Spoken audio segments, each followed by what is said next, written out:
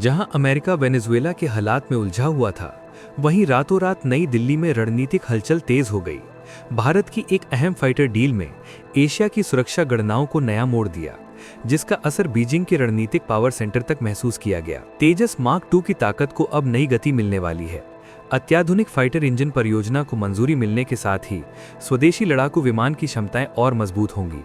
प्रस्तावित रूप से सैकड़ों इंजनों का निर्माण भारत में किया जाएगा, जहां अमेरिकी तकनीक और भारतीय उत्पादन मिलकर ऐसे भरोसेमंद पावर प्लांट तैयार करेंगे जो लंबे समय तक उच्च प्रदर्शन देने में सक्षम होंगे। ट्रंप ने खोल दी अपनी सबसे खुफिया तिजोरी।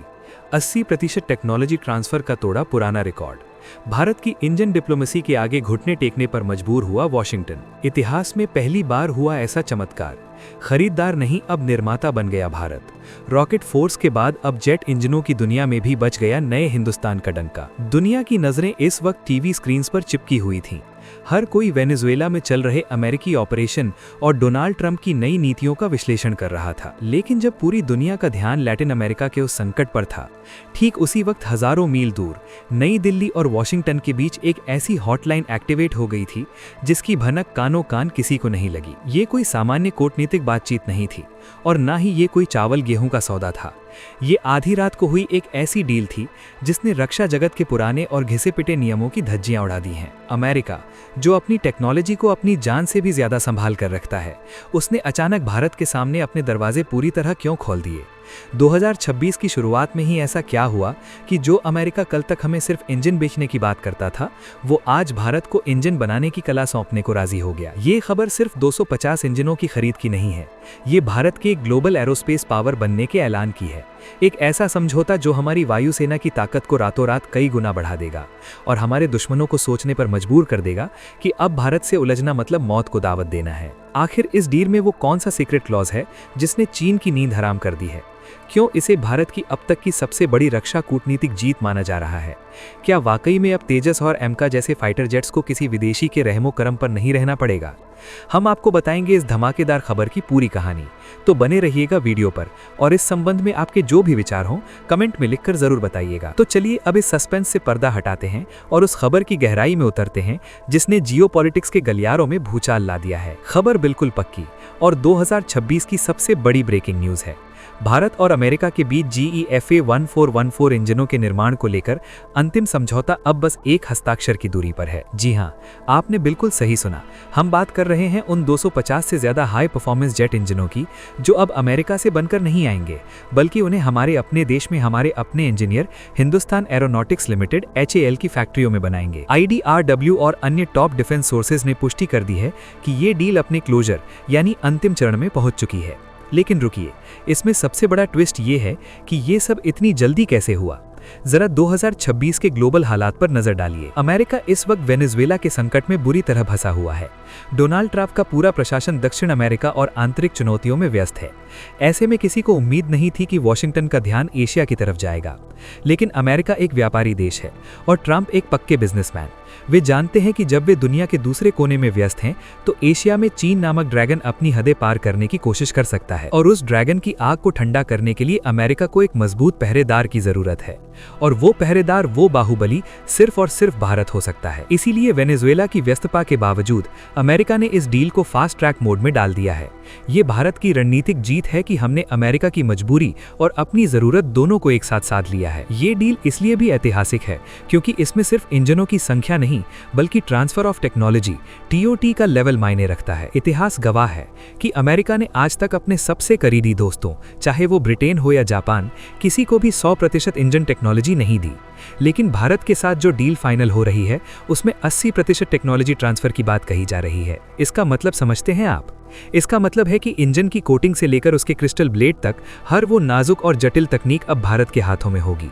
ये वही तकनीक है जिसे विकसित करने में अमेरिका को 50 साल लगे और अब वो पूरी की पूरी किताब भारत के सामने खुली पड़ी है। ये भारत की बढ़ती हुई ताकत का सबूत है कि आज महाशक्तियां हमारे पास अपनी तकनीक लेकर आ रही हैं, ना कि हम उनके पीछे कटोरा लेकर भाग रहे हैं। अब सवाल ये उठता है कि आखिर ये 250 इंजन करेंगे क्या और इनसे चीन और पाकिस्तान के माथे पर पसीना क्यों आ रहा है? दोस्तों, ये इंजन भारत के सबसे महत्वाकांक्षी प्रोजेक्ट तेजस मार्क 2S की जान है। अभी तक हमारे पास जो तेजस मार्क 1A है वो एक हल्का लड़ाकू विमान है, बेहतरीन है, लेकिन उसकी अपनी सीमाएं हैं। लेकिन तेजस मार्क II वो एक अलग ही नस्ल का जानवर है। ये एक मीडियम वेट फाइटर MWF जिसका काम है दुश्मन के इलाके में घुसकर मार करना, और इस शिकारी को दौड़ने के लिए एक बेहद शक्तिशाली दिल की जरूरत थी जो उसे सुपरसोनिक स्पीड और भारी हथियारों के साथ उड़ा सके। GEF 414 IS-6 इंजन वही दिल है। पुराने इंजनों की तुलना में ये इंजन बीस्ट है। ये 98 किलो न्यूटन का थ्रस्ट पैदा करता है।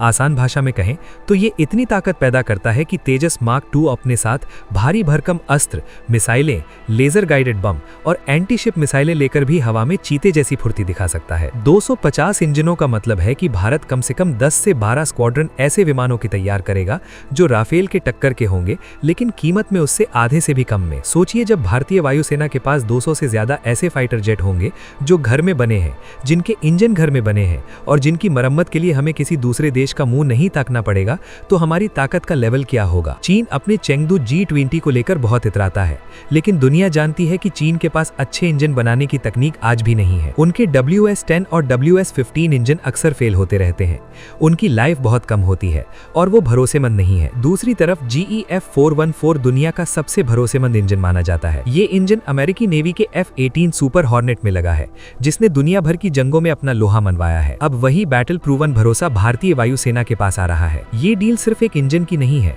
ये भारत के आसमान को अभेद्य बनाने की है। जब हमारे पायलट इन इंजनों से लैस विमानों में बैठेंगे तो उन्हें पता होगा कि उनके पीछे दुनिया की सबसे बेहतरीन इंजीनियरिंग ताकत काम कर रही है और वे बिना किसी डर के दुश्मन की सीमा में घुसकर अपना मिशन पूरा कर सकेंगे। लेकिन इस कहानी का सबसे रोमांचक पहलू कुछ और है। ये पहलू है आजादी। जी हाँ, हथियारों की गुलामी से आजादी। दशकों तक भारत अपनी सुरक्षा के लिए रूस, फ्रांस या ब्रिटेन के इंजनों पर निर्भर रहा है। जब भी कोई युद्ध होता था या सीमा पर तनाव बढ़ता था तो हमारी सांसें अटक जाती थीं कि कहीं स्पेयर पार्ट्स की सप्लाई न रुक जाए। 1999 के कारगिल युद्ध के दौरान हमने प्रतिबंधों का दर्द भी झेला है, लेकिन 2026 की ये डील उस डर को हमेशा के लिए खत्म कर रही है। जब हम कहते हैं कि ये 250 इंजन भारत में बनेंगे तो इसका मतलब है कि हम अपनी शर्तों पर अपनी सुरक्षा तय करेंगे। हिंदुस्तान एरोनॉटिक्स लिमिटेड HAL के लिए ये एक बहुत बड़ी चुनौती है और उससे भी बड़ा अवसर है कि हमारे वैज्ञानिक और इंजीनियर अब जेट इंजन बनाने की उस मास्टर क्लास में शामिल हो जाएंगे जहां अब तक केवल 4 से 5 देशों का कब्जा था। हॉट सेक्शन टेक्नोलॉजी, जो इंजन का सबसे मुश्किल हिस्सा होता है, जहां तापमान इतना ज्यादा होता है कि लोहा भी पानी बन जाए, उस तकनीक को हासिल करना किसी सपने से कम नहीं था। अब तक हम कावेरी इंजन प्रोजेक्ट में इन्हीं तकनीकों की वजह से अटके हुए थे, लेकिन GEF 414 की तकनीक मिलने के बाद हमारे खुद के इंजन प्रोग्राम को भी वो बूस्टर डोज मिलेगा जिसकी हमें सालों से तलाश थी। ये डील भविष्य के हमारे 5वें जनरेशन फाइटर जेट M का एडवांस्ड मीडियम कॉम्बैट एयरक्राफ्ट के लिए भी रास्ता साफ कर देगी। ट्रम्प प्रशासन का ये कदम ये भी दिखाता है कि वे भारत को चीन के खिलाफ एक काउंटरवेट के रूप में नहीं, बल्कि एक बराबर के साझीदार के रूप में देखने को मजबूर है। वे जानते हैं कि एक कमजोर भारत एशिया में शक्ति का संतुलन नहीं बना सकता। इसलिए भले ही वेनेजुएला में उनका सिर दर्द कर रहा हो, उन्होंने भारत की फाइलों को प्राथमिकता दी। ये भारत की बदलती हुई साख है। ये नया भारत है जो ना तो किसी के दबाव में आता है और ना ही किसी भीख का इंतजार करता है। हम अपनी बाजार की ताकत और अपनी भू राजनीतिक स्थिति का इस्तेमाल करके वो हासिल कर रहे हैं जो कभी नामुमकिन लगता था। अब सवाल ये उठता है कि क्या चीन और पाकिस्तान इस नई हकीकत को पचा पाएंगे? जब भारतीय सीमा पर तैनात तेजस मार्क II विमान अपनी गरज से आसमान का सीना चीरेंगे तो क्या हमारे पड़ोसी अपनी नापाक हरकतों से बाज आएंगे? भारत ने अपनी तैयारी पूरी कर ली है, अब गेंद उनके पाले में है।